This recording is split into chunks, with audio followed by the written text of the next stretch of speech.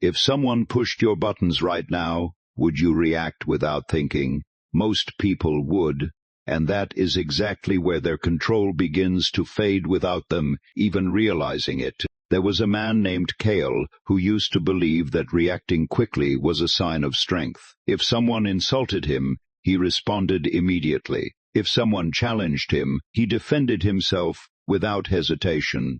If something went wrong, he acted before fully understanding what was happening. To him, silence felt like weakness. A pause felt like losing control. For a long time, this belief shaped everything about how he moved through life. He thought being sharp meant being fast. He thought confidence meant never hesitating. But over time, something strange started to happen. His reactions began to work against him instead of for him. Arguments rarely ended well.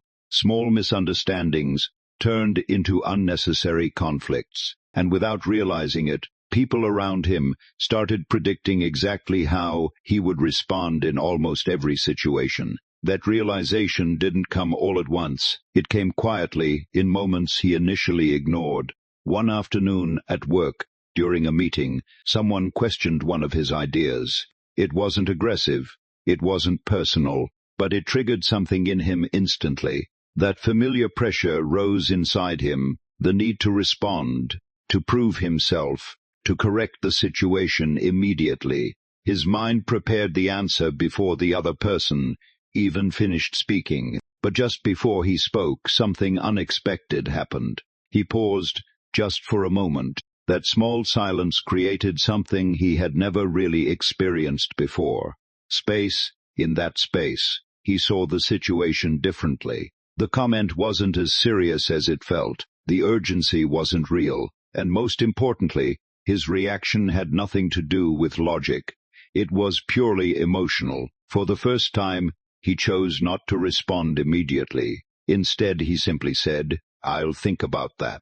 And then he stopped. The conversation moved on, but something inside him didn't. That moment stayed with him longer than expected. Not because it was dramatic, but because it was clear.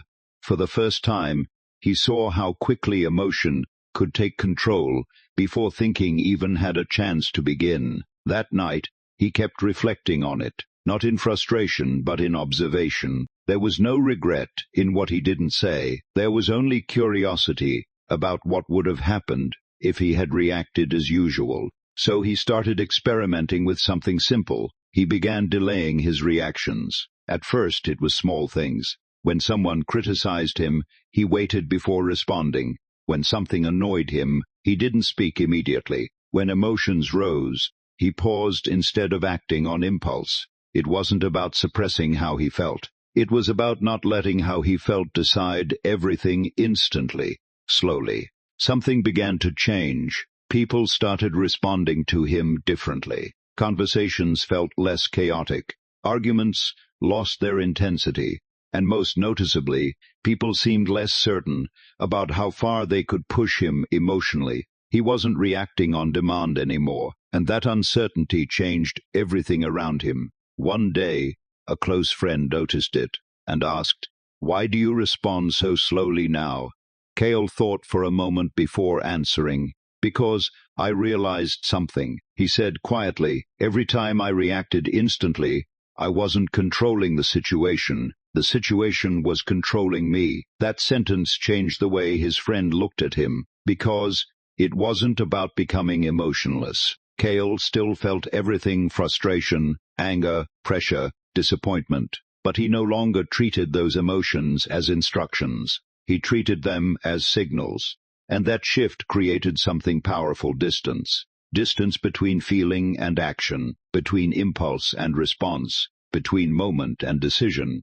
With that distance, clarity began to appear. He noticed something most people never see. A large number of situations don't actually require immediate reaction. Many arguments don't need escalation. Many emotional triggers disappear on their own if they are not fed. Reaction, he realized, is like fuel. It gives intensity to situations that might otherwise fade. But silence does the opposite. It removes fuel. It creates space, and in that space most emotional noise loses its power. Over time, Kael didn't become louder or more dominant. He became calmer, and that calmness made him harder to influence, harder to provoke, and harder to predict. Not because he controlled others, but because he learned to control himself. And that is where real power begins, because power is not in the reaction itself. It is in what happens before the reaction, that small gap where you decide whether to respond emotionally or intentionally. Most people never notice that gap. They jump straight from feeling to action. But those who learn to pause begin to see life differently. They respond instead of react. They choose instead of escape. They observe instead of being pulled in. Kael didn't stop feeling. He stopped letting feelings make decisions in real time, and in doing so, his entire experience of life changed. What once felt like constant reaction became deliberate action. What once felt like chaos became awareness, and what once felt like control over him slowly turned into control from within. Because in the end, the less you react, the more space you create between the world and your mind, and in that space, you finally regain something most people lose without realizing it: control over yourself.